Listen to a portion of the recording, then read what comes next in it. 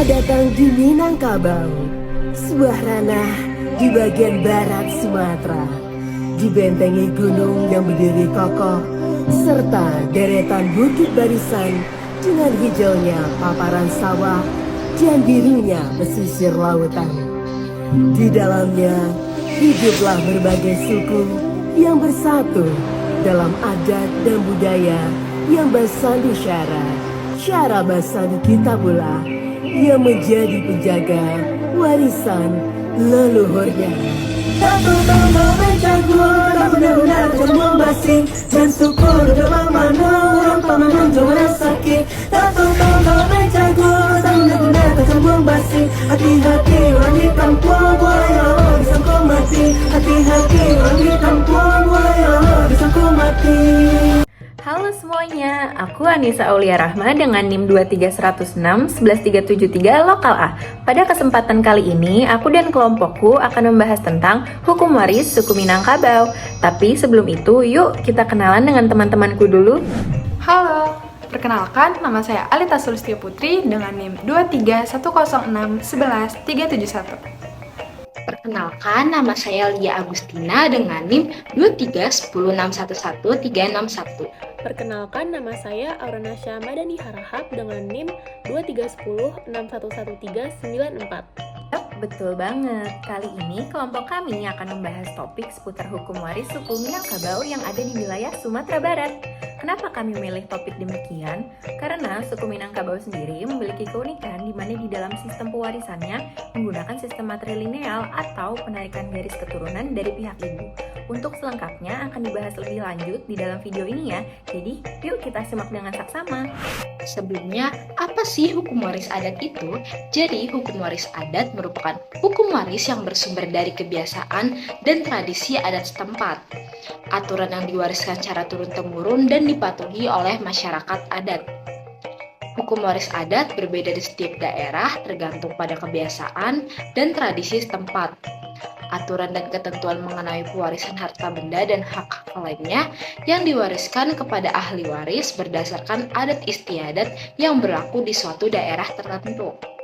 Selanjutnya, pewarisan hukum adat Minangkabau adalah sistem warisan tradisional yang berasal dari budaya Minangkabau di Sumatera Barat, Indonesia. Dalam budaya ini, warisan harta benda dan tanah tidak diwariskan secara patrilineal atau berdasarkan garis keturunan ayah, seperti yang umumnya terjadi di banyak budaya lain. Sebaliknya, sistem ini mengikuti pola matrilineal yang berarti warisan ditransmisikan melalui garis keturunan ibu. Dalam sistem warisan Minangkabau, rumah adat atau rumah gadang adalah pusat penting. Rumah ini dimiliki dan diwariskan oleh kaum perempuan dan keluarga. Anak perempuan adalah pewaris utama rumah adat dan anak laki-laki akan tinggal di sana setelah menikah. Hal ini mencerminkan peran penting perempuan dalam budaya Minangkabau. Sistem ini juga mengikuti adanya warisan budaya, termasuk nilai-nilai adat, tradisi, dan pengetahuan yang juga diwariskan dari generasi ke generasi. Nah, di dalam masyarakat Minangkabau terdapat dua jenis harta, yaitu harta pusako tinggi dan harta pusako rendah. Jadi, apa bedanya ya kedua harta tersebut?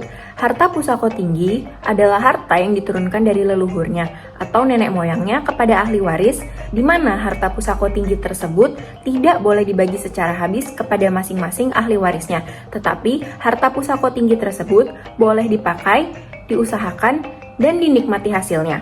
Harta ini tidak boleh dibagi habis karena merupakan simbol kekayaan secara turun-temurun. Contohnya adalah ladang, rumah, dan juga sawah.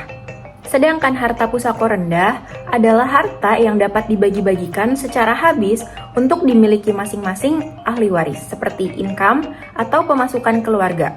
Pembagian harta pusako rendah menggunakan hukum waris Islam atau hukum waris faraid. Jadi untuk harta pusako rendah menganut sistem kewarisan individual ya. Sejarah pewarisan harta di dalam suku Minangkabau. Sejarah waris adat, Minangkabau memiliki latar belakang yang panjang dan kompleks. Adat Minangkabau telah ada sebelum Islam masuk ke kerajaan Minang sekitar 5.000 tahun yang lalu. Pembagian harta di tengah masyarakat Minangkabau sendiri mulai jelas diatur setelah terjadinya Perang Padri perang ini secara garis besar merupakan yang terjadi antara kaum adat dan kaum padri. Kaum padri adalah umat muslim yang ingin menerapkan syariat Islam di negeri Minangkabau, sedangkan kaum adat mencakup para bangsawan dan ketua-ketua di sana. Perselisihan ini disebabkan oleh kaum adat yang mengedepankan pewarisan yang bersifat matrilineal, sedangkan kaum padri yang berpegang teguh pada ajaran Nabi yang menentang keras hukum kuno tersebut. Akibatnya, pecahlah sebuah pertempuran yang dikenal sebagai Perang Padri. Hukum waris adat Minangkabau ini memiliki corak dan sifat yang khas, berbeda dengan hukum Islam maupun hukum Barat. Dalam sistem waris adat, Minangkabau harta tidak dibagi-bagi secara spesifik untuk para ahli waris. Hukum waris adat mempunyai prinsip kebersamaan yang membuat harta warisan dianggap sebagai milik bersama, tidak hanya milik individu. Hukum waris adat Minangkabau berfokus pada harta pusaka yang diwariskan pada generasi ke generasi.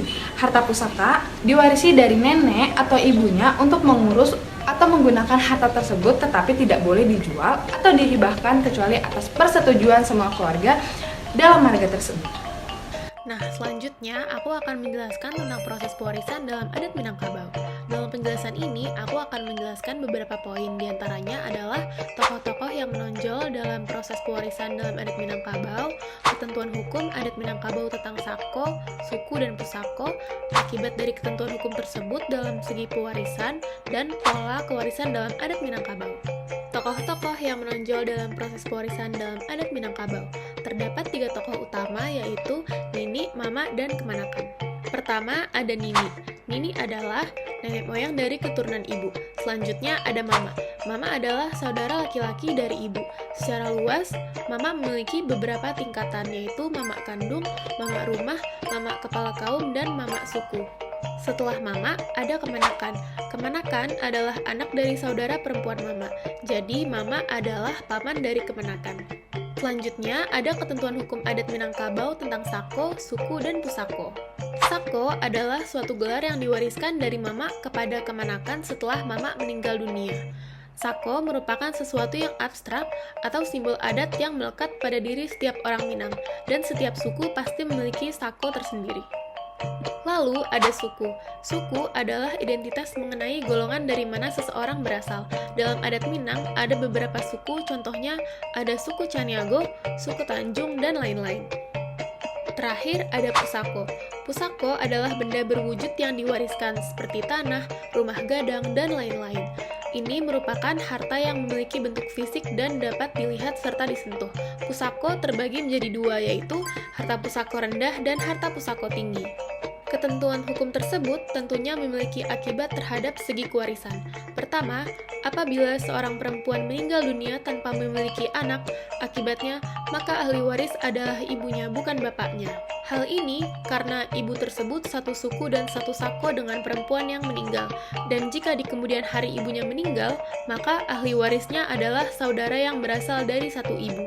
Kedua, apabila seorang perempuan meninggal dan meninggalkan anak, akibatnya adalah ahli waris jatuh kepada anak-anak tersebut, maupun anak tersebut laki-laki ataupun perempuan, bukan suaminya.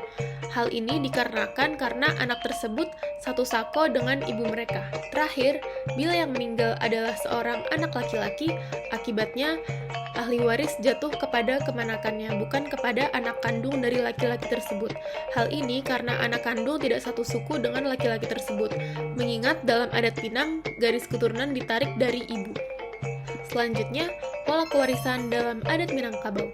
Proses ini melibatkan 3 tokoh yang tadi sudah disebutkan sebelumnya, yaitu Nini, Mama, dan Kemanakan.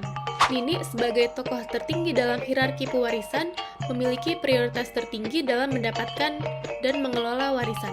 Sehingga selama masih ada level Nini, level di bawahnya yaitu level Mama tidak berhak mendapatkan warisan. Di sini Nini menjadi penghalang bagi Mama untuk mendapatkan warisan. Kemudian Mama akan mendapatkan warisan setelah Nini meninggal. Selama masih ada Mama, Kemanakan belum mendapatkan warisan. Mama berperan penting dalam mengelola dan melindungi harta pusaka keluarga, serta memastikan bahwa pewarisan berlangsung sesuai dengan adat dan tradisi. Jika mama meninggal, barulah kemenakan mendapatkan warisan. Ini berarti bahwa kemenakan adalah penerima warisan terakhir dalam hierarki pewarisan adat Minangkabau. Kemenakan juga bertanggung jawab untuk menjaga dan melanjutkan pusaka keluarga setelah mereka menerima warisan sesuai dengan adat dan tradisi yang ada. Selesai sudah pembahasan kita tentang hukum waris dalam adat Minangkabau. Terima kasih telah menyaksikan video ini. Semoga materi yang telah dibahas bisa bermanfaat dan menambah wawasan kita semua. Kami dari kelompok 1 pamit undur diri. Terima kasih.